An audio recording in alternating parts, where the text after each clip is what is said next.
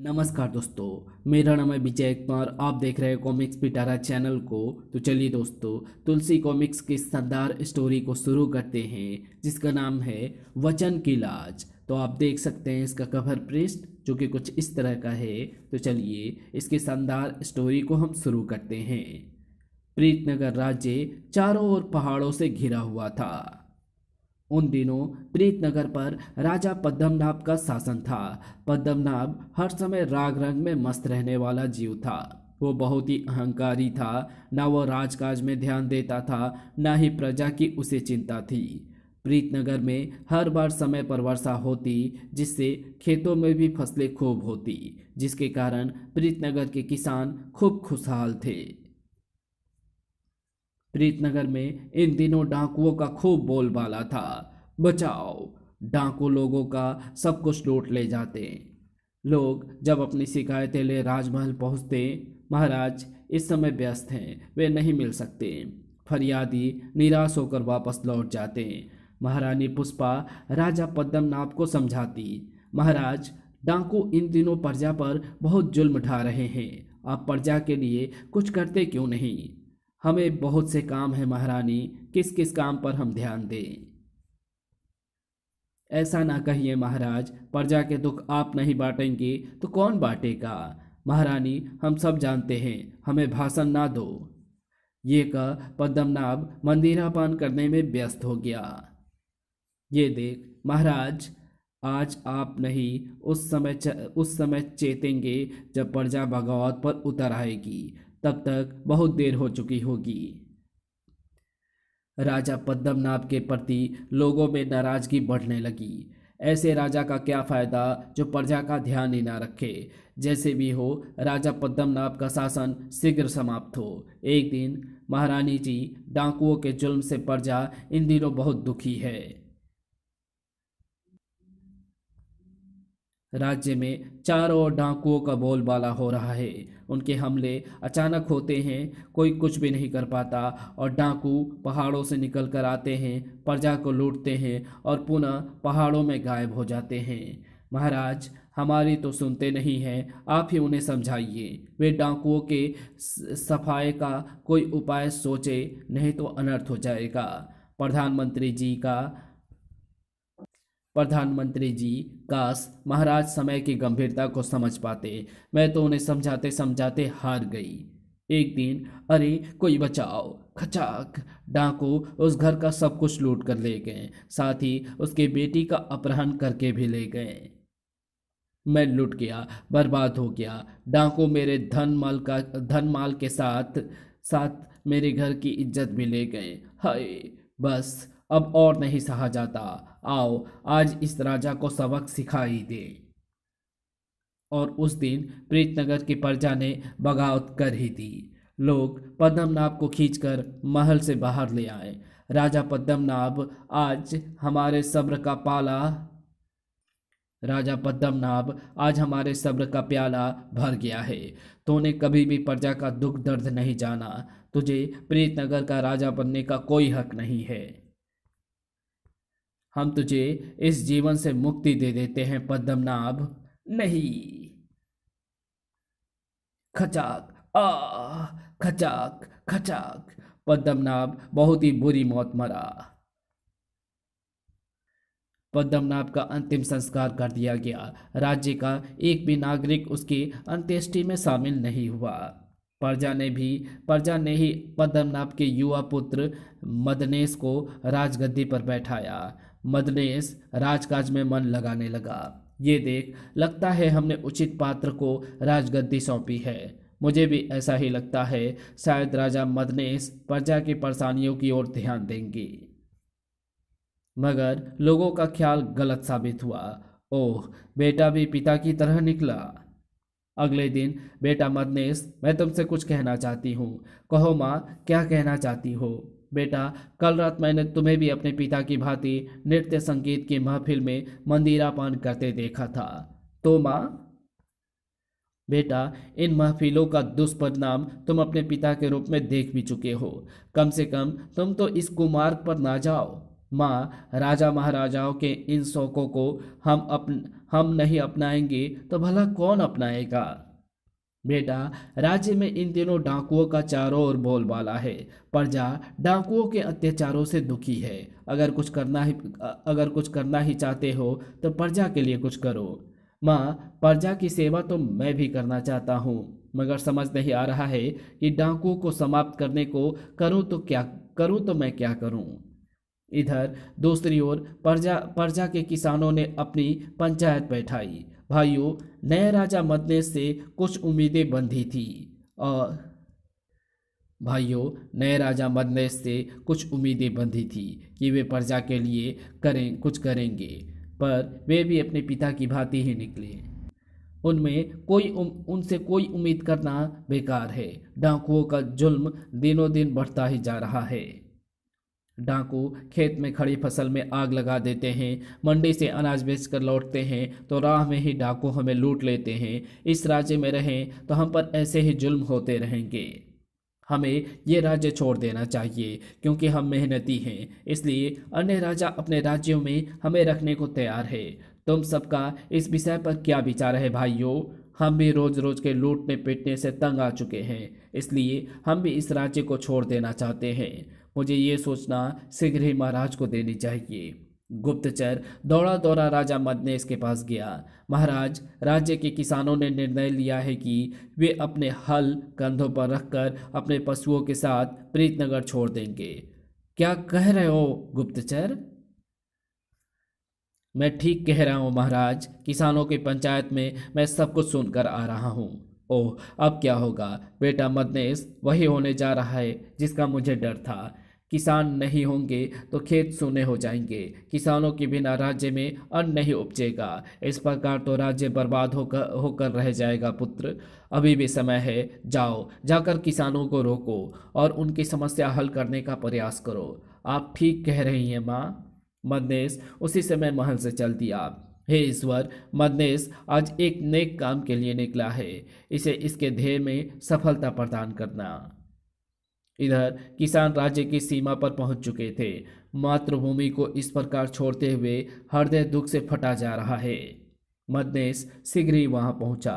किसानों का रास्ता रोकते हुए वो उनसे बोला, भाइयों बुजुर्गों, आप सभी इस प्रकार प्रीतनगर को त्याग देंगे तो यहाँ धन धान्य और पशुओं का अभाव हो जाएगा। सब कुछ बर्बाद हो जाएगा। यहाँ आप लोग राज्य छोड़कर ना जाएं।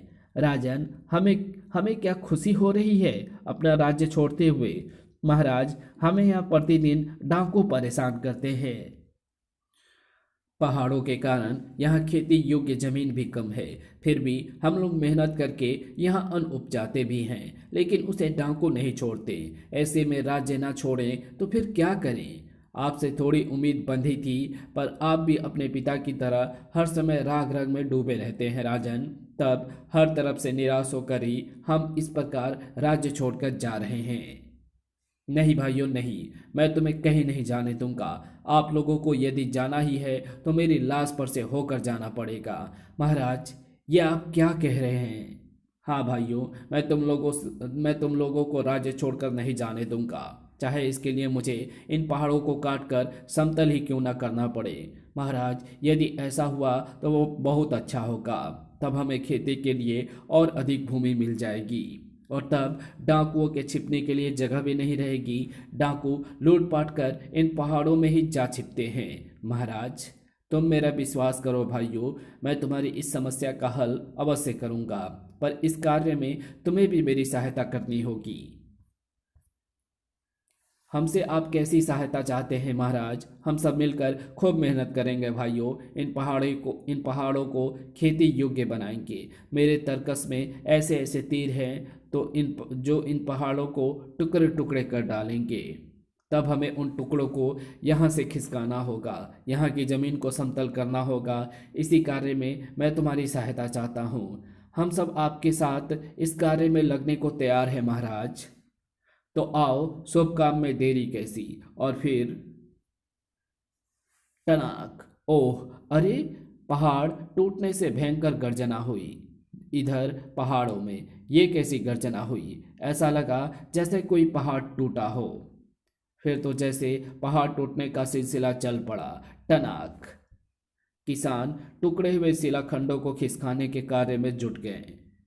पहाड़ों को टूटता देखकर डाकुओं के गिरोह जब पहाड़ों से निकलकर भागने लगे, पकड़कर मार डालो इन दुष्टों को। लेकिन लोगों ने ऐसा ही किया। डाकुओं को चुन चुनकर लोगों की भीड़ ने मार डाला।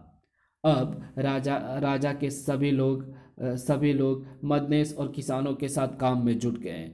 सबने हाथ में कुदाल एवं फावड़े थाम लिए। सबने मिलकर कई माह तक कठोर परिश्रम किया, जिसका परिणाम सुखद निकला। प्रजाजनों, आज हमारी मेहनत सफल हुई। पहाड़ों के साथ साथ डाकुओं का भी नामो निशान मिट गया है। सबकी मेहनत रंग लाई है। अब हमारी धरती सोना उगलेगी। महाराज की जय हो। जो काम महाराज पद्मनाभ नहीं कर सके वो आपने कर दिया है महाराज। उस दिन जब मदनेस महल वापस लौटा, देखा पुत्र, प्रजा तुम्हें इन दिनों कितना प्यार करने लगी है। सचमुच माँ, प्रजा तो हमें भगवान की तरह पूजने लगी है। मदनेस, तुम प्रजा के हितों की रक्षा करोगे तो वो तुम्हें इसी प्रकार चाहती रहेगी, पूजती रहेगी। जो सुख राग रंग के महफिलों में नहीं मिलेगा, वो सुख प्रजा की सेवा में तुम्हें मिलेगा। बस इसी बात का सदैव याद रखना पुत्र। प्रजा का दिल कैसे जीता जाता है, मैं इस बात को अच्छी प्रकार से समझ गया हूँ माँ। मदनेस अब प्रजा के हितों के कार्य में हर समय लगा रहने लगा। एक बार महारानी पुष्पा गंभीर रूप से बीमार पड़ी। पुत्र, अब मैं नहीं बचूंगी। ऐसा नहीं कहो माँ, आप ठीक हो जाएंगी।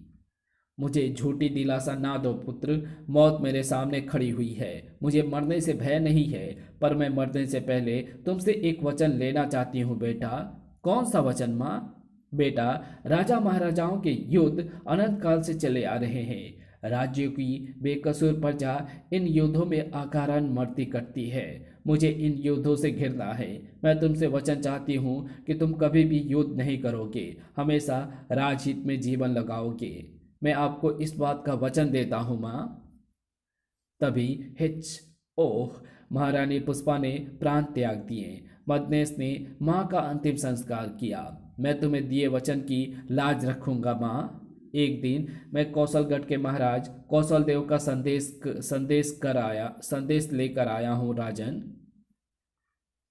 दूध से पत्र ले मदनेस पढ़ने लगा। राजा मदनेस, आप हमारी अधीनता स्वीकार करो, अन्यथा युद्ध के लिए तैयार रहो। राजा कौशल देव, कौशलगढ़। पत्र पढ़ मदनेस का चेहरा क्रोध से लाल हो उठा। क्या बात है महाराज, पत्र को पढ़ते ही आप क्रोधित हो उठे हैं। पत्र में क्या लिखा है महाराज? प्रधानमंत्री जी, कौशल देव चाहते हैं कि या तो हम उनकी अधीनता स्वीकार करें या फिर युद्ध के लिए तैयार रहें।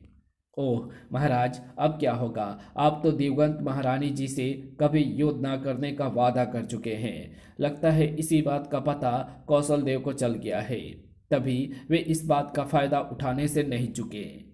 महाराज, ऐसी परिस्थिति में क्या आप कौशल देव की अधीनता स्वीकार कर लेंगे? ये आपसे किसने कह दिया प्रधानमंत्री जी? मदनेस सोच में पड़ गया।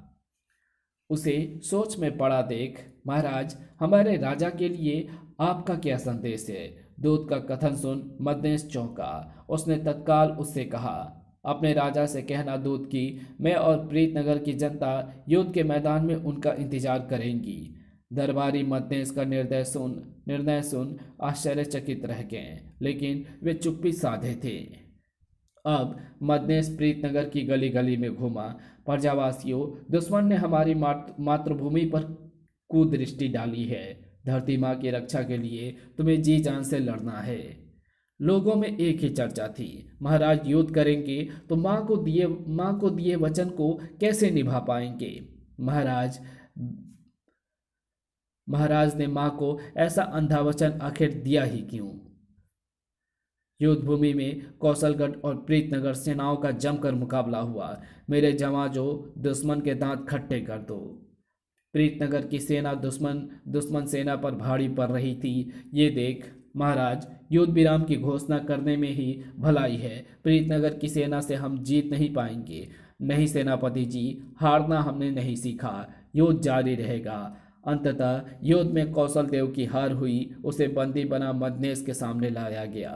राजा कौशल देव, युद्ध का परिणाम देख लिया। हम गलत में मारे गए राजा मदनेश। हमें गुप्तचरों ने बताया था कि तुमने अपनी मां को वचन दिया था कि तुम युद्ध नहीं करोगे। हमने सोचा युद्ध तो तुम करोगे नहीं, इसलिए हमारी अधीनता स्वीकार कर लोगे, पर हुआ इसका उल्टा। राजा मंदेश, तुमने अपनी माँ के सामने कभी युद्ध न करने की कसम खाई थी, फिर तुमने हमारे साथ युद्ध क्यों किया? ऐसा करते समय तुम्हें अपनी माँ को दिया वचन भी याद नहीं रहा क्या? राजन, मुझे अपनी माँ को दिया वचन आज भी याद है। फिर युद्ध करने का क्या कारण था? राजन, युद्ध ना करने की कसम तोड़ने से तो सिर्फ मेरी माँ की आत्मा को ही ठेस पहुंची है, लेकिन अधीनता स्वीकार करने से तो मर जाना अच्छा है। देखा जाए तो वचन मैंने तोड़ा ही नहीं है, क्योंकि युद्ध की पहल आपने ही की थी। मैं तो सिर्फ उसका जवाब ही दिया था। राजन, मैंने आपको वचनहारी समझ बैठा था, पर आपने मेरा ये भ्रम तोड़ दिया है। आप वीर हैं और गुणी भी हैं। आपने अपनी माँ को दिया वचन निभाने के बजाय धरती माँ के सम्मान की रक्षा के लिए युद्ध किया। मैं आपके सम्मुख नतमस्तक हूँ। महाराज, ये आप क्या कह रहे हैं? हाँ राजन, मुझे अब मौत का भय नहीं है। एक वीर एवं मातृभक्त के हाथों मरने से मुझे कोई दुख नहीं होगा।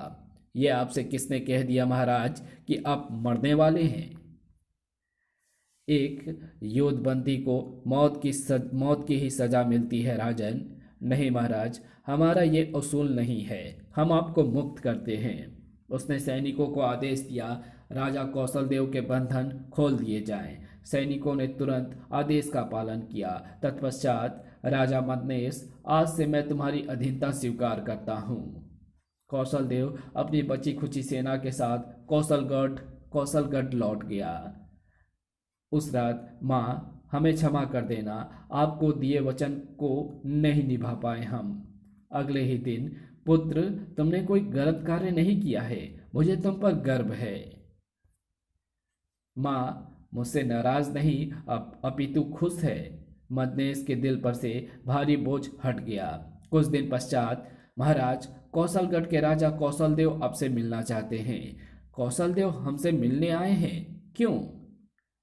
उसने पहरेदार से कहा, कौशल देव का आदर सहित हमारे पास ले आओ। जो आज्ञा महाराज।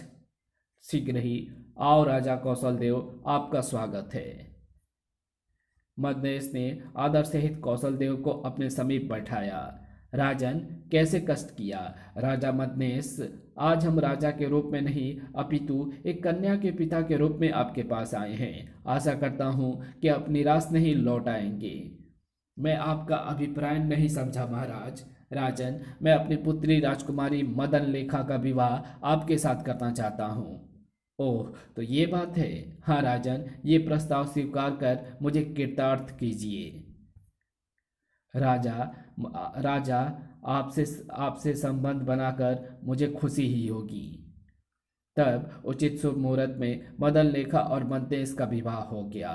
एक दिन, प्रजाजनों, ये तो आप सभी जानते हैं कि हमारे पिता अकाल मृत्यु को प्राप्त हुए थे, इसलिए उनकी मुक्ति नहीं हो सकी थी। यदि आप लोगों की सहमति मिल जाए तो हम अपने स्वर्गीय पिताजी महाराज की प्रीतनगर में समाधि बनवाना चाहते हैं।